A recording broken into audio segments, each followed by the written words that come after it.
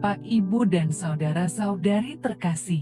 Salam sejahtera, salam damai beserta Yesus Kristus.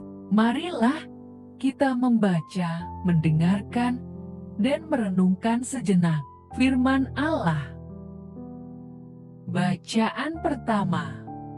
Ketika mereka ada di padang, tiba-tiba Kain memukul Habel, adiknya itu, lalu membunuh dia.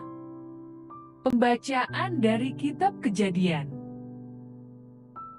Kemudian manusia itu bersetubuh dengan Hawa, istrinya, dan mengandunglah perempuan itu, lalu melahirkan Kain. Maka kata perempuan itu, "Aku telah mendapat seorang anak laki-laki dengan pertolongan Tuhan." Selanjutnya dilahirkannyalah Habel, adik Kain. Dan Habel menjadi gembala kambing domba, Kain menjadi petani. Setelah beberapa waktu lamanya, maka Kain mempersembahkan sebagian dari hasil tanah itu kepada Tuhan sebagai korban persembahan.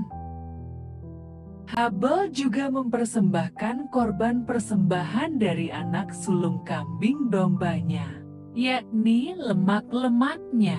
Maka Tuhan mengindahkan Habel dan korban persembahannya itu. Tetapi Kain dan korban persembahannya tidak diindahkannya. Lalu hati Kain menjadi sangat panas, dan mukanya muram. Firman Tuhan kepada Kain, "Mengapa hatimu panas dan mukamu muram? Apakah mukamu tidak akan berseri jika engkau berbuat baik? Tetapi jika engkau tidak berbuat baik, dosa sudah mengintip di depan pintu. Ia sangat menggoda engkau, tetapi engkau harus berkuasa atasnya." Kata Kain kepada Habel, adiknya, "Marilah kita pergi ke padang." Ketika mereka ada di padang, tiba-tiba Kain memukul Habel, adiknya itu, lalu membunuh dia. Firman Tuhan kepada Kain, "Di mana Habel, adikmu itu?" Jawabnya, "Aku tidak tahu. Apakah aku penjaga adikku?" Firman-Nya, "Apakah yang telah kau perbuat ini? Darah adikmu itu berteriak kepadaku dari tanah. Maka sekarang, terkutulah engkau, terbuang jauh dari tanah yang mengangakkan mulutnya, untuk menerima darah adikmu itu dari tanganmu.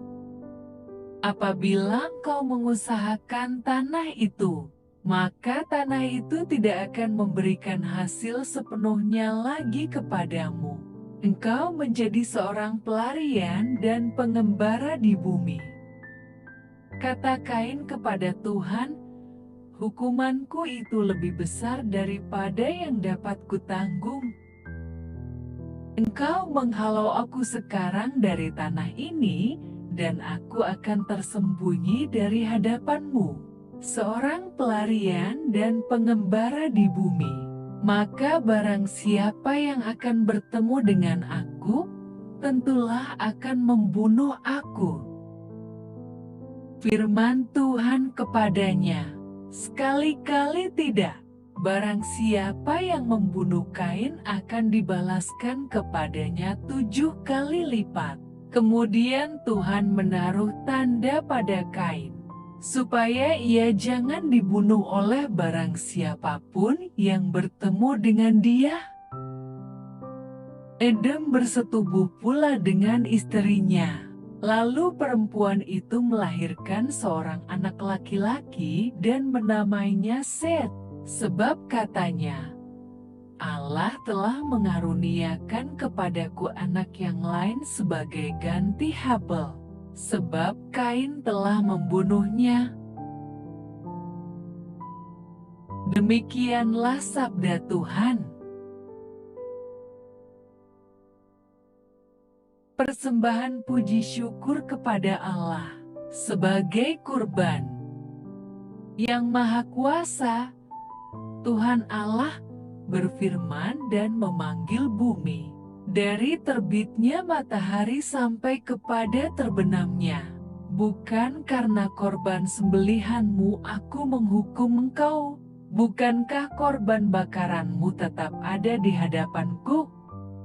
Apakah urusanmu menyelidiki ketetapanku dan menyebut-nyebut perjanjianku dengan mulutmu? Padahal engkaulah yang membenci teguran dan mengesampingkan firmanku. Engkau duduk dan mengata-ngatai saudaramu, engkau memfitnah saudara kandungmu. Itulah yang engkau lakukan, tetapi aku diam saja. Engkau menyangka bahwa aku ini sederajat dengan engkau.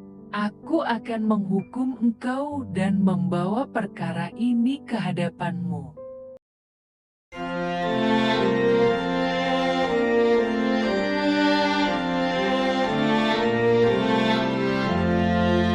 Alleluia, alleluia,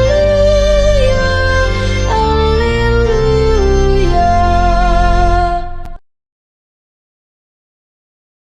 Aku ini jalan kebenaran dan kehidupan, sabda Tuhan. Tiada orang dapat sampai kepada Bapa tanpa melalui aku.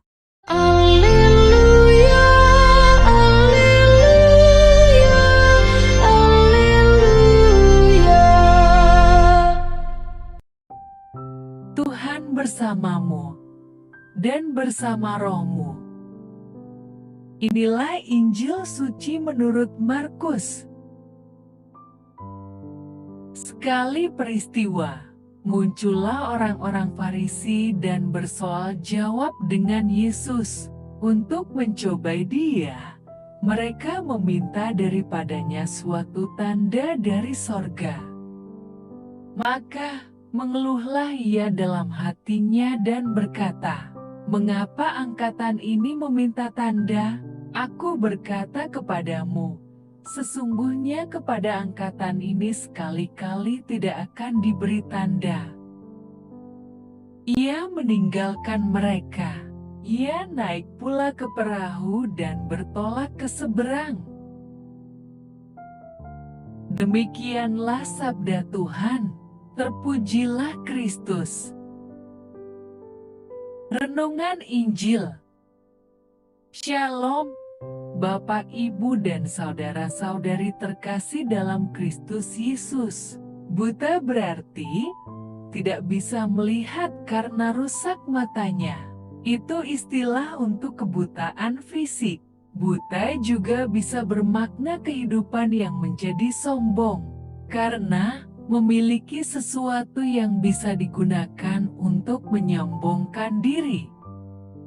Setelah membuat mukjizat mengubah 7 roti untuk dimakan 4.000 orang, Yesus dan murid-muridnya bergegas menuju Dalmanuta.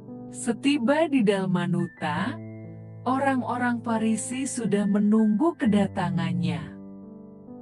Mereka ingin bersoal jawab dengan Yesus. Tujuannya adalah bukan untuk menjalin hubungan erat dengan Dia, melainkan untuk mencobai dan memburunya dengan berbagai kecaman. Kata mencobai dalam bahasa Yunani disebut dengan peirasnontes, yang bermakna mencari-cari kesalahan. Jika dalam bersoal jawab itu nantinya kedapatan kesalahan dalam diri Yesus, mereka dapat mempersalahkan Dia. Pencobaan yang diberikan orang-orang Farisi pada Yesus adalah meminta tanda. Tanda yang dimaksud adalah tanda dari surga sebagaimana pernah dilakukan Elia. Dalam Perjanjian Lama dikisahkan bahwa Allah pernah menjawab doa Nabi Elia dengan menurunkan api dari surga. Dengan menunjukkan tanda seperti itu, mereka bisa yakin bahwa Yesus adalah utusan Allah. Bapak, Ibu, dan saudara-saudari terkasih, rupanya orang Farisi tidak puas dengan mukjizat yang dilakukan Yesus, memberi makan 5.000, 4.000 orang, menenangkan angin sakal, dan menyembuhkan anak kesurupan, tidak dihayati sebagai tanda ilahi. Yesus mengeluh dalam hatinya dan berkata, "Mengapa angkatan ini meminta tanda?"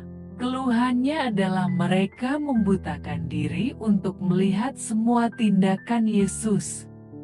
Kebutaan orang-orang Farisi bukan kebutaan fisik, melainkan kebutaan rohani. Karena itu, Yesus meninggalkan mereka. Mengapa tidak perlu ditanggapi? Sekalipun Yesus mampu membuat tanda, mereka tetap tidak percaya. Bapak, Ibu, dan saudara-saudari terkasih, kebutaan rohani bisa dialami siapa saja. Kebutaan rohani terjadi karena kesombongan diri. Kesombongan diri bisa membuat kita mencobai Tuhan agar mengikuti kehendak kita. Waspadalah kepada orang-orang yang tidak percaya kepada Yesus, janganlah mencobainya. Marilah berdoa. Allah Bapa, sumber pengharapan, Engkau telah mengikat perjanjian dengan semua orang melalui Yesus yang terurapi. Semoga kami selalu berpegang teguh pada Dia dan berkembang menjadi umat yang patuh setia. Dengan pengantaraan Yesus Kristus, Putra-Mu, Tuhan kami yang bersama Dikau, dalam persatuan Roh Kudus, hidup dan berkuasa, Allah, sepanjang segala masa. Dalam nama Bapa, Putra, dan Roh Kudus. Amin. Terima kasih sudah mendengarkan dan merenungkan firman Allah. Jangan lupa subscribe dan jangan lupa juga aktifkan loncengnya. Terima kasih, Tuhan Yesus memberkati.